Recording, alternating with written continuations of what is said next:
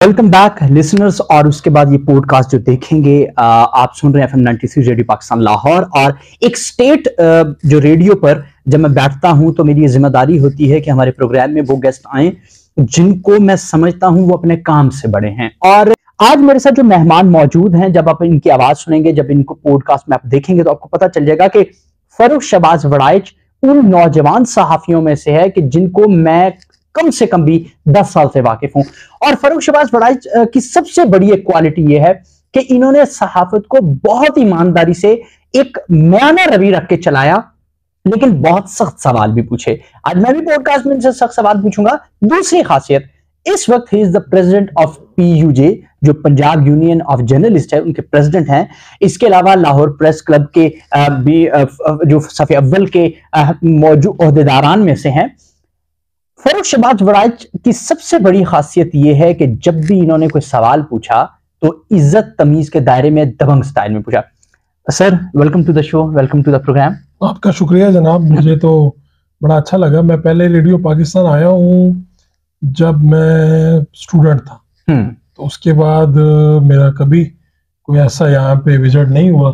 अच्छा लगा इस बिल्डिंग को देख के, आपको देख के। आपको विजिट भी करवाते हैं, आप दिखाते भी हैं। अच्छा, हम जरा सवाल की तरफ चलते हैं। आप भी सख्त सवाल पूछते हैं तो हमें भी इजाजत दें, हम भी आपसे सख्त सवाल पूछें, जो दिल करे।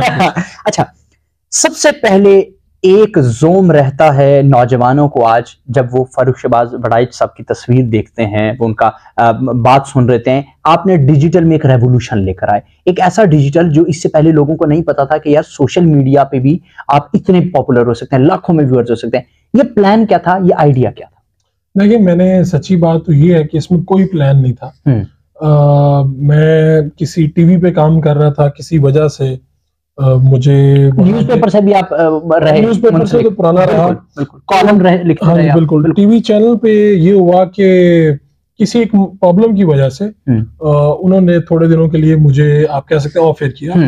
तो मुझे एक सवाल था जिसकी बुनियाद पे ये सब कुछ हुआ था, तो उसी वजह से यहाँ से ऑफर आ गई। मैंने कहा कि यार, बंदे का अगर जो आप बोलने वाले ना, जिस आप बोलने वाले हैं, मैं हूँ, तो हम लोगों का दम घुटता है अगर हमें खामोश किया जाए। परफेक्ट। तो उस मैंने फिर ये किया कि दुबई से मुझे ऑफर आई, मैं वहां पे चला गया।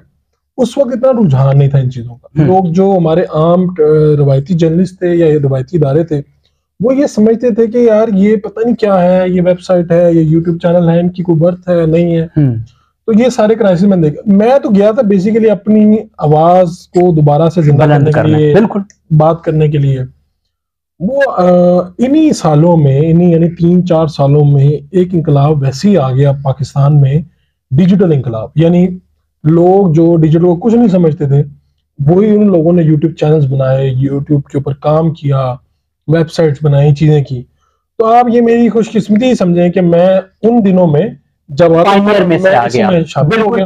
कोरोना का भी इफेक्ट आया, क्योंकि कोरोना के जल से साफी भी नहीं बार खबर लेने निकल पाते थे। मैं तो आगे एक बात कह सकते हैं कि कोरोना ने जो डिजिटल को बढ़ावा दिया, लेकिन मैं इससे जो पहले बिल्कुल वैसे ही। आप ये देखें कि जब भी कोई नई चीज आ रही होती है, वो नई चीज जब कोई अपना सफर शुरू करती है, तो जो अवलीन लोग उसमें होते हैं, वो उनका एक अपना बहरहाल ब्रांड बन जाते हैं। तो मुझे भी लगता है कि कुदरत मेरे पे मेहरबान हुई और मुझे इस तरफ लगा दिया। उस वक्त मैं जब इदारों में जाता था या लोगों से रब्ता करता था, बात करता था, तो मैं सही बता रहा हूँ कि इतना ट्रेंड नहीं था। तो लोग कहते थे यार ये किस लिए कर रहे हैं भाई, ये तो अच्छा, ये कोई क्या है, ये कोई वेबसाइट है, ये कोई डिजिटल है, ये डिजिटल क्या है, हम कहाँ देखेंगे इंटरव्यू, कहाँ देखेंगे, क्या होता है, कितने बजे लगेगा, अच्छा होगा भी या नहीं। क्योंकि लोगों को लगता है यार अखबार में इंटरव्यू होता है या टीवी पर तीसरी कोई चीज नहीं होती। अगर होती भी है तो यार ये पता नहीं लोग देखते भी हैं कि नहीं देखते। बिल्कुल ऐसे ही। लेकिन वो फिर मैंने ना अपनी आंखों से ये चीजें देखी कि वही लोग जो अब वो आपसे कांटेक्ट कर रहे हैं, वही लोग जो कहते थे यार हमारा टीवी पे किसी तरह से इंटरव्यू आ जाए, वही लोग कहते हैं यार किसी तरह से आप लोग हमारा इंटरव्यू करें, आप लोग हमारा, ठीक है। तो यानी ये सब कुछ मेरी आंखों के सामने हुआ, आपके सामने हुआ। अच्छा, मैं यहाँ ज़िम्नन एक सवाल भी साथ साथ ऐड करता चलूं, क्योंकि जिस वक्त नौजवान ये देखेंगे वीडियो, वो थोड़ा सा इंस्पायर भी होना चाहेंगे आपसे। बहुत ज्यादा मैंने आपको मेहनत करते देखा, कई बार हम दोनों इकट्ठे एक जगह पे हुए तो मैंने आपको देखा, आप अपना कैमरा लेकर भाग रहे हैं, साथ रिपोर्टर है आपके, और आप कभी माइक ऑपरेट करें, कभी कैमरामैन है आपके साथ, कभी खुद आपको करना पड़ा। इस उरूज जवाल की दास्तान के अंदर मेहनत कितनी लगी, इस पे थोड़ा सा बताइएगा कि मेहनत कितनी लगी थी, क्योंकि लोग समझते हैं एक दिन में जाएंगे तो शायद 2 लाख फॉलोअर्स हो जाएंगे।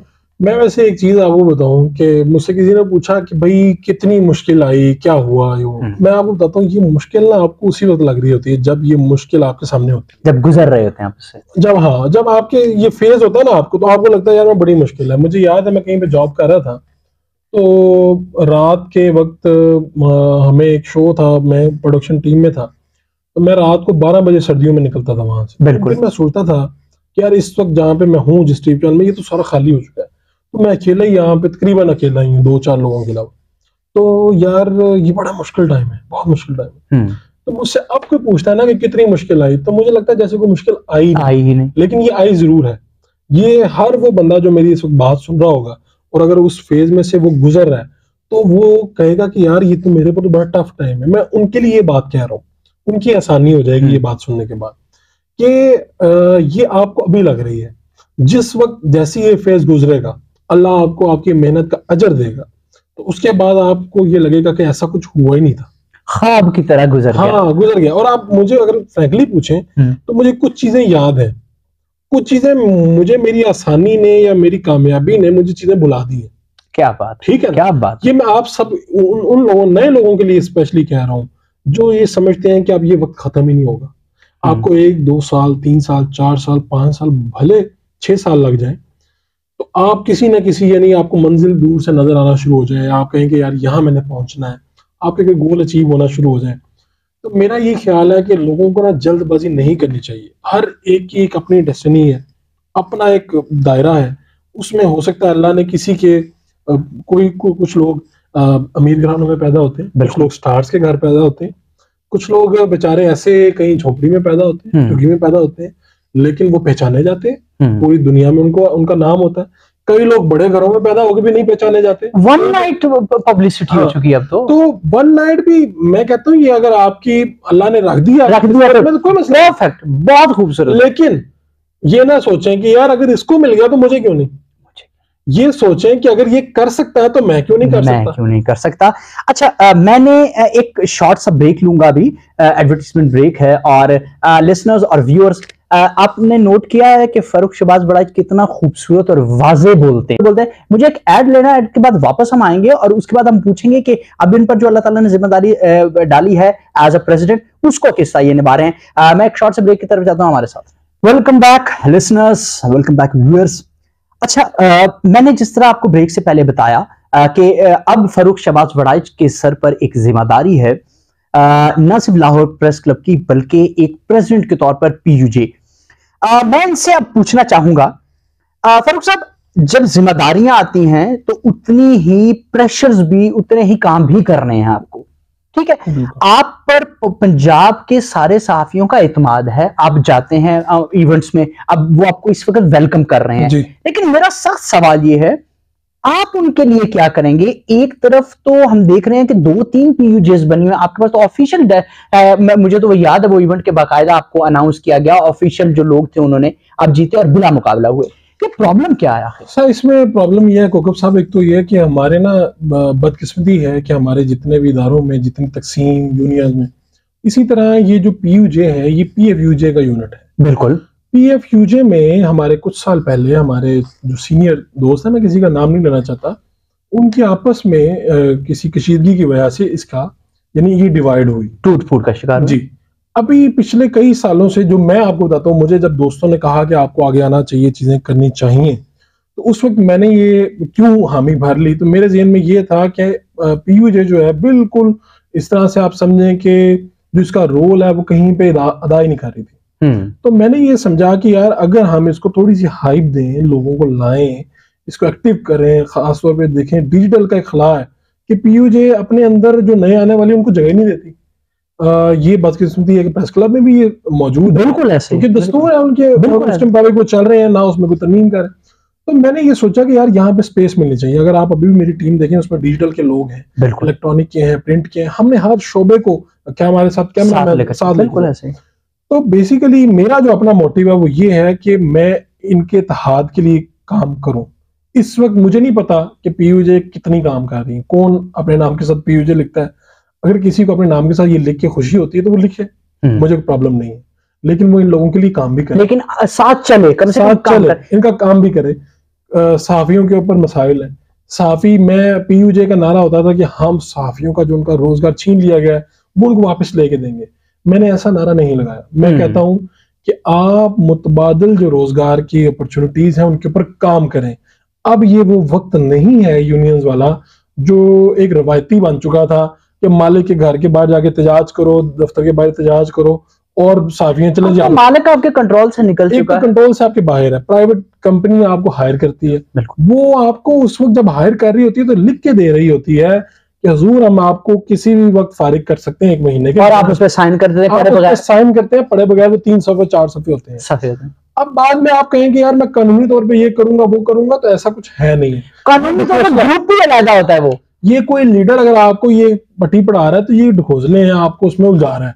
मैं ये कह रहा हूं अब डिजिटल का जमाना है, आप अपने घर बैठ के अपना रोजगार जनरेट कर सकते हैं। आप इदारों में भी काम करें, लेकिन पैरेलल अपने रोजगार की अपॉर्चुनिटीज के ऊपर काम करें। अच्छा वड़ाई साहब, एक और सख्त सवाल पूछूंगा, और वो ये है इस वक्त कि डिजिटल मीडिया के नौजवान जिनके आप लीडर हैं, जिनको आपने फ्रंट से लीड किया है, खुद बहुत पॉपुलर रहे हैं भाई, माजरत के साथ जिस प्रेस क्लब के में अल्लाह ने आपको इज्जत दी, आप ओहदेदार हैं, वहां से तो उनको धक्के भी मार के निकाला गया है। तो अब किस तरह स्टैंड लेंगे? वहां डिजिटल मीडिया वाला किसी के आगे माइक लेकर जाता है, वो तो उनको हटा देता है। औरत मार्च के अंदर ये हमने मामला देखा। मेरे ख्याल में 2 इसमें मुख्तलिफ बातें हो गई। एक तो प्रेस क्लब में से मुझे नहीं पता अगर किसी को धक्के मारे गए, ये तो बड़ी एक बात है कि जो काबिल कबूल नहीं है। लेकिन मुझे इस वक्त पता है कि जो प्रेस क्लब की इस वक्त क़यादत है, मैं राब्ते में रहता हूँ, हमारे ही दोस्त हैं, तो वो तो बड़ा वेलकम करते हैं। कई मरतबा, बल्कि पिछले दिनों एक डिजिटल एसोसिएशन का था, वहां पे उन्होंने कहा कि आपके लिए प्रेस क्लब के दरवाजे खुले, आप जब मर्जी इसमें आए, जो मर्जी करें, क्योंकि आप ही तो हमारा हिस्सा है ना। हिस्सा है। एक टाइम था जब प्रिंट वाले इलेक्ट्रॉनिक को तस्लीम नहीं करते थे। इलेक्ट्रॉनिक फिर इस तरह से आया कि उनको तस्लीम करना पड़ा। ये एक डिजिटल एक रेला आ रहा है, जो इसको तस्लीम नहीं करेगा, रेला उसने गुजरना है, पानी ने गुजरना है, पानी का आप दे या ना दे, ये अब आप पे मुनहसिर है कि आप उसकी आसानी दें, उसको गुजरने दें, या आप उसको रोकें, बंद बांधें, और वो फिर आपका बंद तोड़ के आगे निकले। अब प्रोफेशनल जेलसी हो सकती है किसी हद तक। पाकिस्तान क्या बल्कि दुनिया भर में, हमने अपनी मास कम्युनिकेशन में पढ़ा है, ये थ्योरी है कि जब कोई नई चीज आती है ना तो लोग उसे कबूल नहीं करते। ये प्रॉब्लम है। नई चीज, नई टेक्नोलॉजी आती है, लोग कबूल नहीं करते। आईफोन को कितनी देर बाद लोगों ने देखा। हर चीज के पीछे यही प्रॉब्लम है। तो इसलिए डरने घबराने की जरूरत नहीं। जेलसी का भी एक होता है कि अब वैसे ही किया है कि नई चीज को कबूल नहीं करना, ठीक है ना। नई चीज को कबूल करने में फिर हम क्या करते हैं, आगे कोई बांधते हैं, रुकावट डालते हैं, और ये नहीं रुक सकता। मैं एक शॉर्ट सा ब्रेक लेता हूं और ब्रेक से वापस आते हैं। फिर कुछ और सख्त सवाल है, क्योंकि मैंने कहा था जो खुद शख्स दबंग हो उससे सवाल भी फिर दबंगी करना चाहिए हमारे साथ। Welcome back listener, welcome back viewers. एक बार और कुछ सख्त सवाल हम पूछते हैं। अच्छा फारूक साहब, सूरत हाल ये है कि ठीक है आप लोग ओहदेदार हैं, लेकिन सहाफियों का पुरसाने हाल कोई नहीं इस वक्त देखने में आ रहा। गाड़ी से गिर के वफात पा रहे हैं, मैं शहीद का लफ्ज कहूंगा। उसके बाद भूख के मारे रेडियां लगाने पर मजबूर हैं सहाफी अपनी सहाफी कॉलोनी के लिए लड़ रहे हैं, केसेस चल रहे हैं। उनमें से कई केसेस में एज अ वकील मैं पेश हो चुका हूं।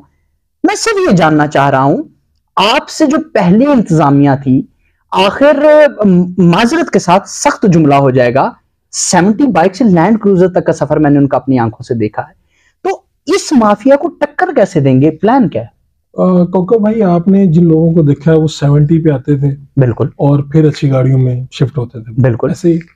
तो अब आपके सामने जो ओहदेदार बैठे हैं वो अच्छी गाड़ियों में आ रहे हैं, बिल्कुल पहले, यानी ये उनको इस सफर की प्रॉब्लम नहीं है। बेशक और प्लॉट वगैरह का भी ऐसा ना मैंने लिया है, ना मुझे कोई नहीं, बिल्कुल ऐसे। तो यानी हमारे जो सहाफी है ना, उनका पहला प्रॉब्लम क्या है, उनको अपनी क़यादत को पहचानने की जरूरत है। वो देखें कि यार जिस बंदे को हम मुंतखब करते आ रहे हैं, किसी को सालों से करते आ रहे हैं, जो भी किसी को भी कर रहे हैं, हम देखेंगे यार इसने क्या यहाँ पे डिफरेंस क्रिएट किया हमारे लिए। ठीक है, हम नए लोगों को आखिर क्यों आना पड़ा, यानी कोई तो तहरीक होगी ना ऐसी। बिल्कुल, मैं ये कहता हूँ आगे जितने भी पीयूजे, पीएफयूजे क्लब्स जितने भी मौजूद हैं, इन सब की क़यादत का एहतसाब खुद सहाफी करें। और एक मरतबा देखिए इनमें से कितने लोग कितने कितने साल ओहदेदार रहे हैं, इन लोगों ने क्या किया, इनके होते हुए लोग शहीद हुए, इन लोगों ने क्या किया। फारूक साहब, उनका एहतसाब कैसे करेंगे? उनके पीछे तो बहुत बहुत ताकतवर लोग मौजूद हैं। नहीं, उनका एहतसाब इसी तरह से होगा, जब हम कुछ काम कर रहे होंगे आप करेंगे? तो लोग, मैं बिल्कुल करूंगा, जब रिकॉर्ड हो रहा है। बिल्कुल अल्लाह अख्तियार देगा हमें। हमें अब एहतसाब क्या होगा? एहतसाब यही होगा कि आप लोगों को ये शऊर दे दें कि यार इन लोगों को आप दोबारा मुंतखब ना करें। ठीक है, एक तो ये बात है। बिल्कुल। जो आपके प्लेटफॉर्म, जो आपका नाम लेके सहाफियों का इज्तिमाई इस प्लेटफॉर्म को इस्तेमाल कर रहा है बिल्कुल, और अपना मफाद ले रहा जाती है, आप देखें यार कौन बंदा किस हालत में आया था और उसके हालात कहां पर पहुंचे। बिल्कुल। दूसरी बात ये कि ये जो सहाफियों का रेडी लगा लेना, ये वो, मैं फिर आपसे एक बात कहता हूँ, हम एक गलत डायरेक्शन पे चल रहे हैं जिसका नतीजा यही हो। मिसाल के तौर पे मेरा अपने प्रिंट मीडिया के लोगों से गिला है कि इन्होंने नई चीजें क्यों नहीं सीख रहे। अभी भी रिपोर्टर्स को जानता हूं, जो बड़े बड़े चैनल्स के रिपोर्टर्स हैं, वो बेचारे टिकर खुद नहीं लिखते, नहीं लिख सकते, कागज पेंसिल से बाहर नहीं निकले। देखिए क्यों आप क्यों नई चीजें सीख रहे हैं, क्यों टेक्नोलॉजी से आप डर रहे हैं? आप इसे सीखें, ये रोजगार का मसला आएगा नहीं। मैं आपको अभी बताता हूँ, आप मुझे बताएं कि काम के बंदे मुझे खुद चाहिए, लोग मिलते ही नहीं यहाँ पे। मल्टीटास्किंग का जमाना आ गया, लोग कहते हैं भाई कैमरा भी खुद चला लें, टिकर भी बना लें, ये भी बना लें, वो भी बना लें, स्टोरी बोर्ड बना लेते हैं, आप ये कर लेते हैं। मैं देखता हूँ वो बंदा कैसे फारिग फिर सकता है, जिसके पास स्किल आ गई, जिसके पास लैंग्वेज का जिसको अबूर हो। साफियों के लिए तो ये पहली शर्त हुआ करती थी ना। अब प्रिंट मीडिया के लोग कहें कि जी हमने इधर ही रहना है, यही काम करना है जो सारी जिंदगी किया है। भाई जब दौर बदल रहा है तो फिर आप भी अपनी, और डिजिटल के दौर में इंक का फिलरी का काम करना नहीं हो सकता। अच्छा, बिल्कुल, क्योंकि हमारे पास आखिरी 3-4 मिनट रह गए हैं। फारूक साहब, एक बड़ा अच्छी चीज आप लेकर आए, और मेरे लिए तो नहीं लेकर आए, लेकिन मुझे पता चला कि एक बिजनेस एंटरप्रेन्योरशिप की मेरी तरफ से बहुत बहुत मुबारकबाद, उसके लिए नेक तमन्नाएं हैं। थल प्रोडक्ट्स, एक तो अपनी मिट्टी से, बहावलपुर से इतनी मोहब्बत हुई कि थल रेगिस्तान के नाम से, क्या प्रोडक्ट क्या है, कुछ थोड़ा सा मुझे बताएं। इसमें जो मेरा आइडिया है वो ये है कि ये ऑर्गेनिक है, बगैर किसी केमिकल की, किसी भी किस्म के केमिकल की मिलावट के बगैर ये प्रोडक्ट्स हैं जो हमने बनाई हैं, लॉन्च की हैं। और सच्ची बात तो ये है कि ये पहली बात का एक तसलसल हो जाएगा कि मुझे बहुत अच्छे पैसे मिलते हैं जहां मैं काम करता हूं। बिल्कुल बिल्कुल, इसके साथ मैं साइड बिजनेस क्यों करता हूँ, मैं कल का सोच रहा हूँ। बिल्कुल, तो साफी भाइयों के लिए भी है ना, मैंने किसी के आगे ये तो नहीं कहा कि सोच पे तो किसी की पाबंदी नहीं। अगर मैं सोच रहा हूँ तो आप क्यों नहीं सोचते? क्यों नहीं सोच रहे? मैंने ये सोचा एक चीज कि मेरा खुद लाइफस्टाइल बदला है, मैं इन चीजों को इस्तेमाल करने पे आया हूँ। मैं केमिकल्स वगैरह इनसे दूर भागता हूँ, जितने भागा जा सकता है।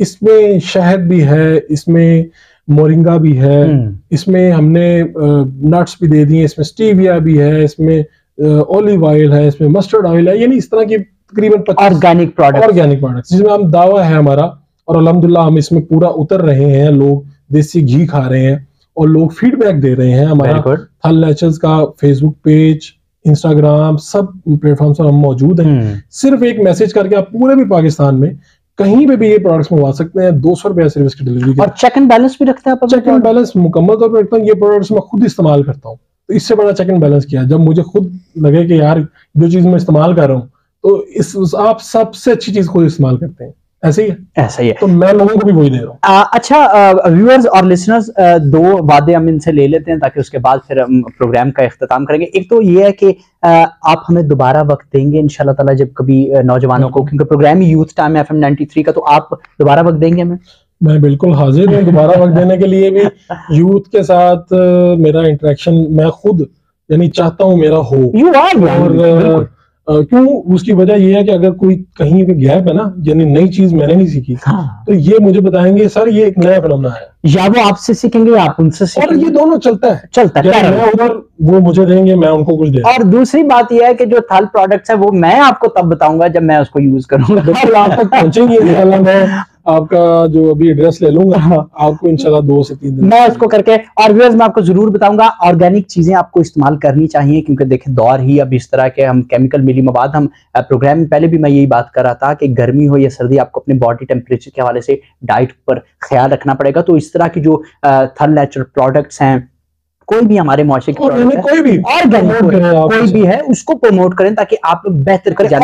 नौजवानों, एक और मैं आपको बात बता दूं कि नौजवान का साथ दीजिए ताकि वो जो प्लान्स लेकर आया है, जो अच्छाई लेकर आया है, कितनी खूबसूरत उन्होंने बात की कि सहाफी भी जो लोग हैं वो कारोबार करें, बिजनेस करें, सीखें, समझें, बात करें, उनसे कांटेक्ट हम। अब यही लीडर्स आगे चल के पाकिस्तान को, इस सिस्टम को बेहतरी की जानिब ले कर जा सकते हैं। प्रोग्राम था यू टाइम, प्रोड्यूसर इसकी हफ्सा कासिम और मैं हूं आपका अपना होस्ट कौकब राठौर। अगले प्रोग्राम तक के लिए इजाजत दीजिए। इसके बाद आप सुनेंगे खबरनामा, क्योंकि खबरनामे का वक्त भी हुआ चाहता है, और उसके बाद फिर जिस तरह बैक टू बैक प्रोग्राम्स। हमारे साथ रहें। अल्लाह हाफिज।